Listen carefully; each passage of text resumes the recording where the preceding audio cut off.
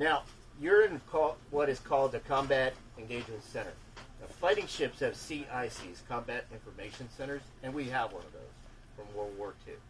But in Desert Storm, to fight the new systems like the Tomahawk cruise missiles, they came up here, they gutted this space, they repurposed it. It used to be where the Admiral lived and worked in Navy, and they made it the CEC. They figured an Admiral's probably not going to come aboard an old World War II battleship. He'll want to go to an aircraft carrier, which they did. Thank you. So this was where they fought the ship during Desert Storm. Now, you see the floors, the deck, this is the new kind of what you find on Navy ships today versus what we were walking on before. It's also air conditioned. It wasn't air conditioned for the crew. It was air conditioned for the controllers, the computers.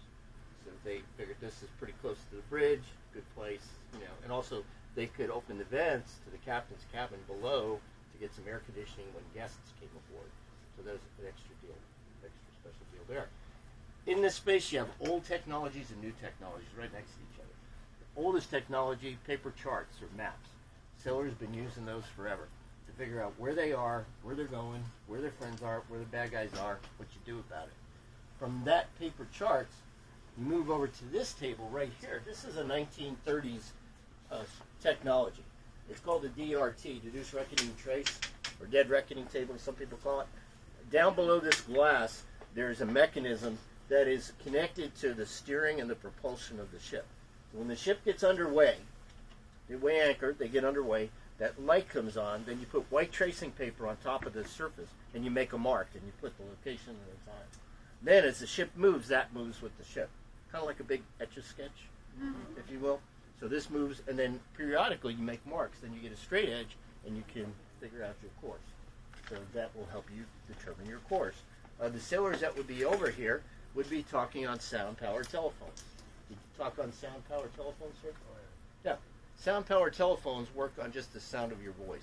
You're just talking to this, and it goes to the circuit person that you want to talk to. And if that breaks, you can even talk into the earpiece.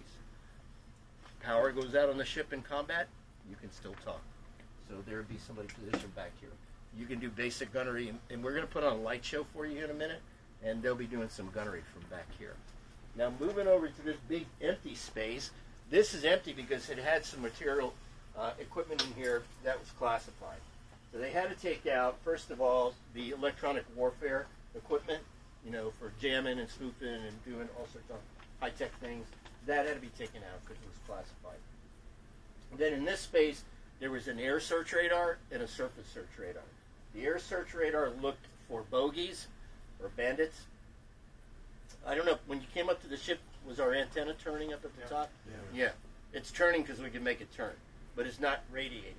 If it was radiating, the screen would be down here, the console would be down here. And then we had a surface search radar that looked for skunks, and not those little cute, black and white stinky things, but surface contact unknown is a skunk.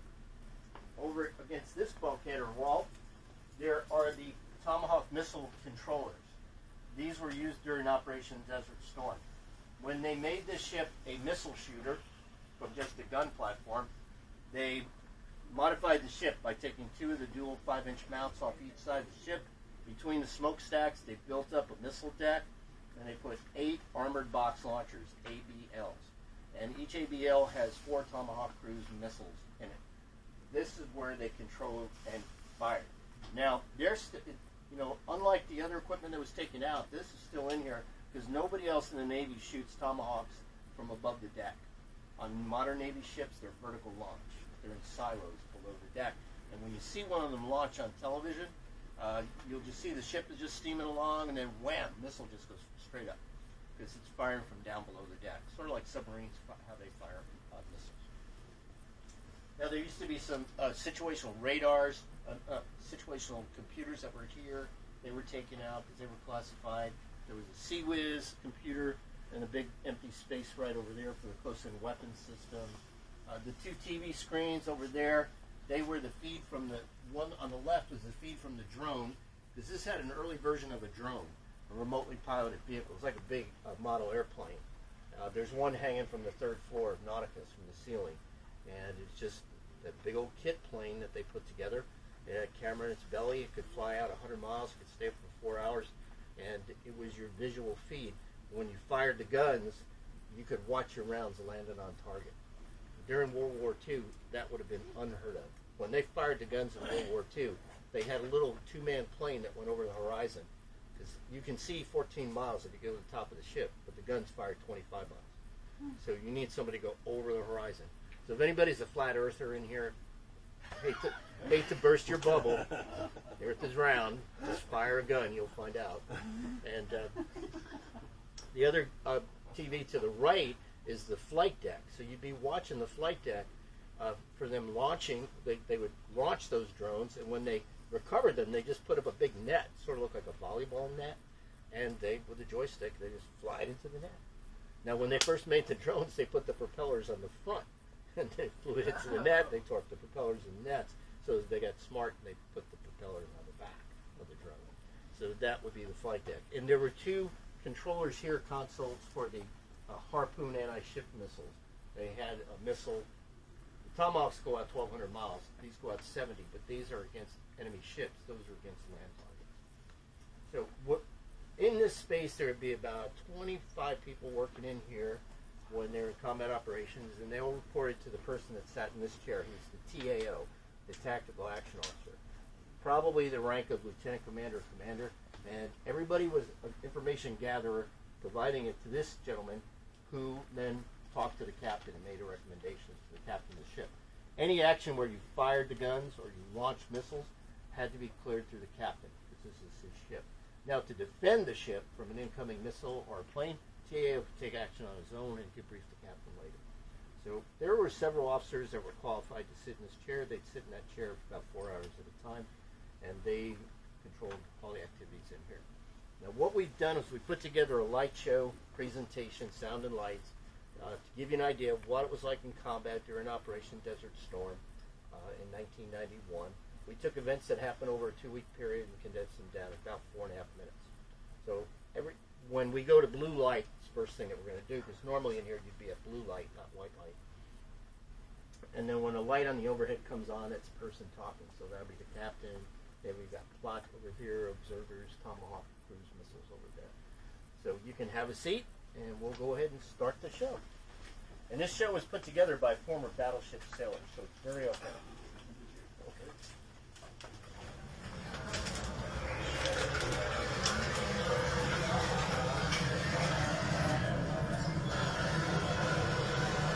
TAO to bridge. Captain, I am receiving information of enemy activity on the coast. TAO Captain, set General Quarters. General Quarters. General Quarters. All hands man your battle stations. This is not a drill. Set Condition 1. General Quarters. Silence on the net. Air Control, identify target with the unmanned aerial drone. Target acquired. Target is control tower in enemy harbor, range 75 miles. Target identified as hostile. Plot, estimate time on target for Tomahawk missile. Time on target, 6 minutes. We have a solution loaded to Missile 1. TAO to bridge. Captain, Tomahawk tasking received. Target is control tower in enemy harbor at 75 miles. Solution plotted and coordinates loaded. Request permission to fire Tomahawk missile. TAO, this is the Captain. Ready Tomahawk battery to fire. Tomahawk missiles free. Standby launcher 1. Alert crews on decks to stand clear. Execute plan 1-0. Stand clear. Stand clear. Tomahawk battery firing Tomahawk missile. ABL-1 is elevated. Recommend vent closure. Aft doors open. Booster armed. Stand by. Missile control. Commence firing. Fire missile 1. Execute plan 1-0. 5, 4, 3, 2, 1. Launch. Missile away. Missile in flight. Range 5 miles. Missile impact. Visual confirmation. Target destroyed. TAO to bridge. Captain, we have visual confirmation. Target destroyed. TAO, we have high-speed contacts on horizon to port. Service control identified target. We have multiple skunks coming out of the marina. Small enemy combatants bearing 275, range 15 miles. Designated skunks Alpha, Bravo, Charlie, Delta. Targets identified as hostile. Gunnery, confirm target line with main battery plot. Targets acquired and fire solution obtained. CAO to bridge. Captain, we have multiple skunks coming out of the marina. Small enemy combatants bearing 275, range 15 miles. Designated skunks Alpha, Bravo, Charlie, Delta. Targets identified as hostile. Firing solution obtained. Request permission to engage with guns. TAO Captain, surface action port guns free. Commence fire. Gunnery, service action port. Surface action port. All hands stand clear of the main deck while firing guns. Stand clear. Gunnery, commence firing. Main battery, turrets 1 and 2. Take 4 targets. Bearing 275. Range 15 miles. 12 rounds. EG. Commence fire.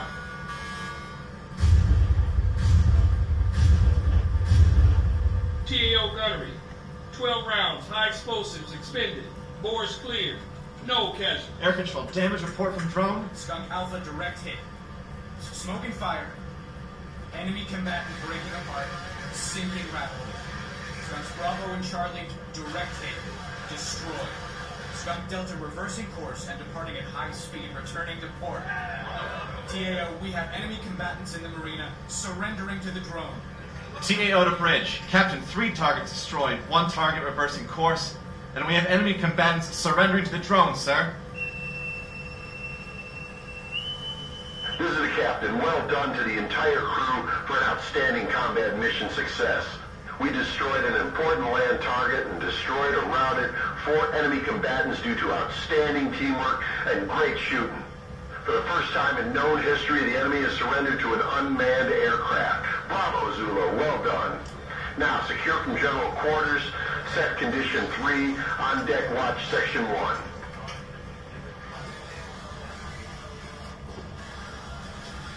I like that. We always win that one. Now, there's a lot of information in a short period of time there. Do you have any questions about anything you saw or that you heard during the presentation? How does an enemy combatant surrender to a drone? That is a good question. That's what the TAO asked. You know, what happened was the Missouri had been firing at targets in the morning. And the way you do that is first you launch your drone, it flies over the target area, you fire your guns. The drones that they had back then were very low, slow, and loud. And the enemy heard this loud thing fly over it, and then big bullets came in and ruined their day. So the Missouri came off the gun line. The Wisconsin came on the gun line. The TAO, like Missouri, he launched the drone. When the enemy heard the drone coming, they knew what was coming next. So they came out of their holes and they waved anything that was white at the drone. You know, there's one story that one guy opened up his uniform top and it said, "I heart New York." And they figured, okay, we can't shoot these guys. You know? And the TAO asked the captain, how do we surrender? How do we accept their surrender? And then they called Fleet. And Fleet said, well, we got a Navy SEAL team nearby. How many guys are there? Well, about 30. Okay, great. They can handle 30 guys. So the SEALs go over there. And, you know, SEALs are good at blowing stuff up and eliminating people, but they're not good at taking POWs. So the SEALs get there, there's 300 guys, not 30, because when they heard you could surrender to the drone and you get out of the desert, you're going to get meals, you're going to be taken care of. They all came from all around. And the Navy had to do something that it hates to do. It had to call the Army for help. So they called the Army. And the MPs sent over, MP units take POWs all the time. So they rounded them up. And I'm told that drone is hanging from the ceiling up in the Smithsonian Air and Space Museum. Space Museum. It's the only drone that ever had people surrender to. It's up in Washington, D.C. at the Space Museum. Yeah. So over in Nautica, up on the 3rd floor, we have a replica of one that was on the ship, not the one that was the surrender drone. So, you know, new warfare, you have new problems that you never could have imagined. Good question. How do you surrender to a drone? They just wanted to surrender. You've had battleship rounds, 16-inch rounds, come screaming down on you. It's like a freight train car coming, and then when it hits, it makes a crater 50 feet across by 20 feet deep. And usually it'll kill anything with about 100 yards of it. So you can't dig a foxhole deep enough to protect yourself from a big gun like that. So that's how they did it. Okay. Any other questions about anything that you saw during the presentation? That's probably the coolest part of the tour. You know, from here on out, just be listening to me talking and showing you places. But I really like that presentation. I think they did a great job on that. The guys that put that together work for an organization called JKO, Joint Knowledge Online. They provide the distance learning for Department of Defense. And one of them, the guy I used to work with, he was on the battleship New Jersey, and he does that kind of stuff for a living. So they volunteered to put that together for us. Okay. If there's, Do they still do paper plots? I think they still do. Yes, we do. I As a think they, backup? yeah, I think they'll do it Yeah, as a I was backup. an OD on aircraft carriers, and yes, we still do paper plot backup. Still do mow boards and everything else by hand. Yeah. Because you always, in the Navy, well, in the military, you like to have backup to backup. And that's why you have the sound power telephones in case the other phones that require power are knocked out. And you got that, and I'm going to show you voice tubes. You have voice tubes in case the sound power telephone got knocked out. So you always want to have a backup because things in combat break. Okay. Now, where we're going to take next is the Admiral's Bridge. Think back to World War II. This is where the Admiral was, but it looked very different back in World War II. If you wanted to see how the fleet fight was going, there's no portholes in here, windows that he could look out, so they built him an observation deck or a bridge. I'm going to take you up there and show you where the Admiral would watch the fight. Okay, be careful, because at the base of the ladder is a